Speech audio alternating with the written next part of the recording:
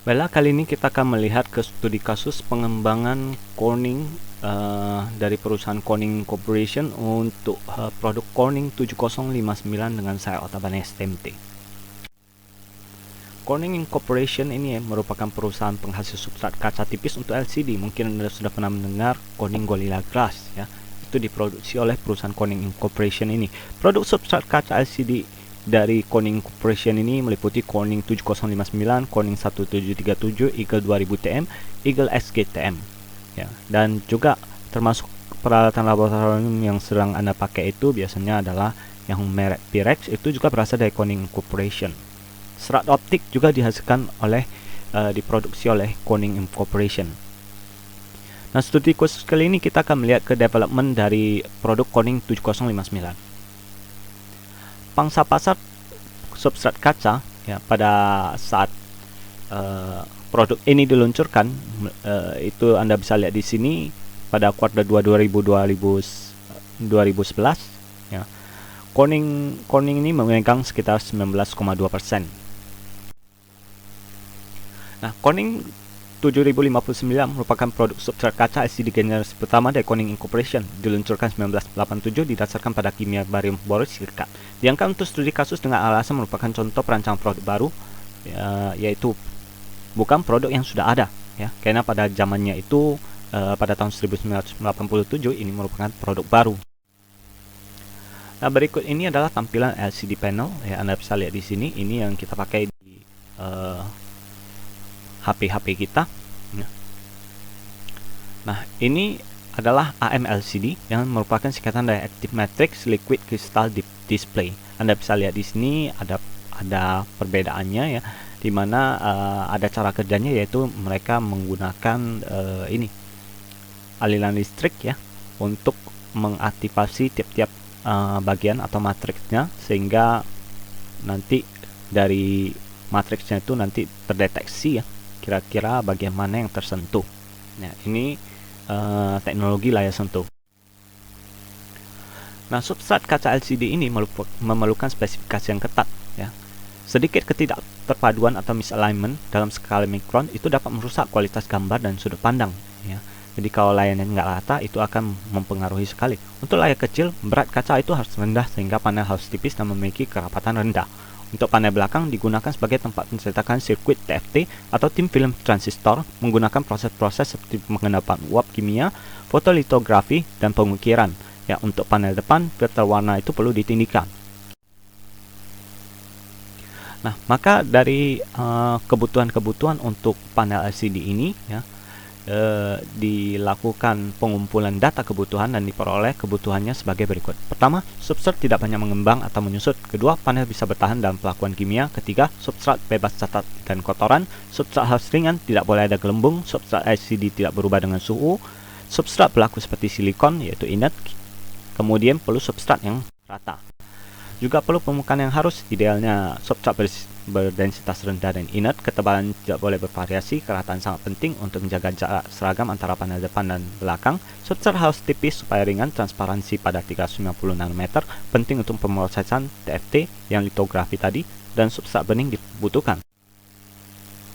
Nah, berikut ini adalah proses fotolitografi, ya. Di sini ada silikon wafer yang dilapisi oleh SiO2, ya.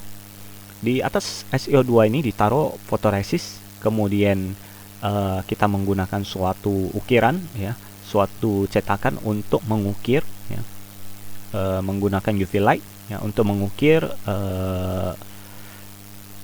wafer kita. Kemudian setelah kita selesaikan curing kita, ya, menggunakan UV tadi, ya, bagian yang tercuring itu nanti akan menjadi bagian yang bereaksi dan memadat, ya. Kemudian bagian yang tidak terekspos ke cahaya UV itu nanti bisa kita buang, ya, dengan pencucian. Kemudian setelah bagian fotoresis dibuang, kemudian bagian silikon oxide itu kemudian diukir, ya. Baru kemudian bagian yang fotoresis tadi itu dibuang sekali lagi. Nah, jadilah nanti terdapat ukiran di atas wafer silikon kita.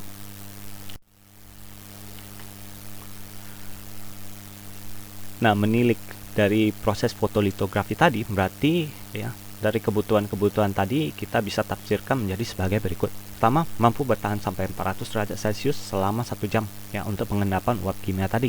Kemudian transparan pada panjang gelombang 350 nanometer untuk proses fotolitografi, yaitu untuk pencetakan TFT.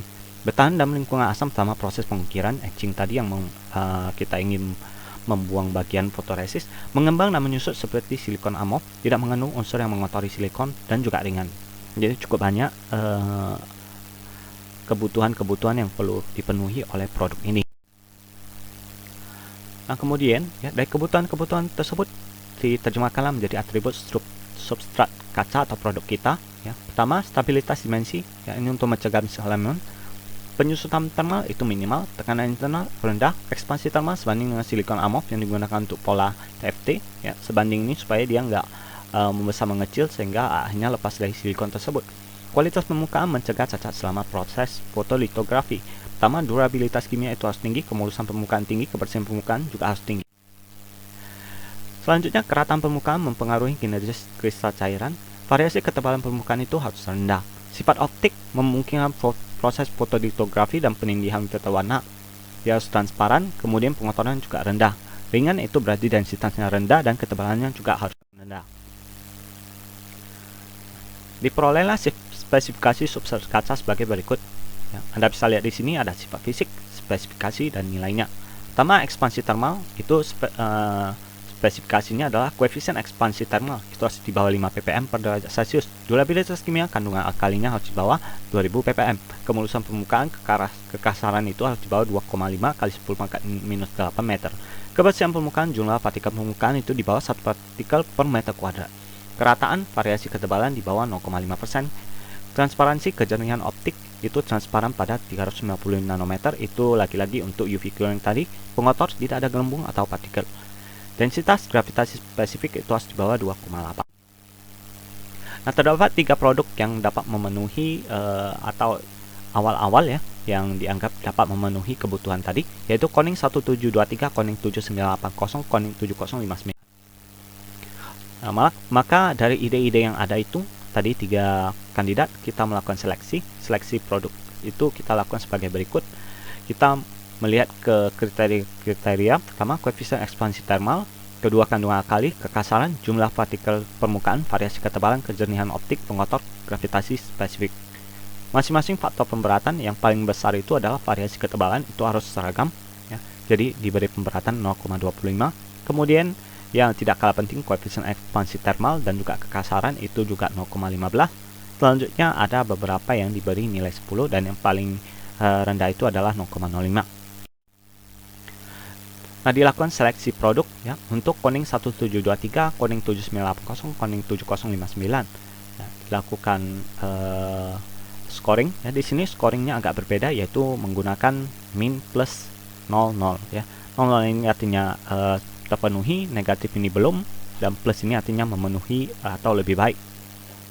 Nah, dari perbandingan spesifikasi ini Anda bisa melihat bahwa Corning 7059 itu memenuhi semua spesifikasi yang ada dan bahkan lebih baik.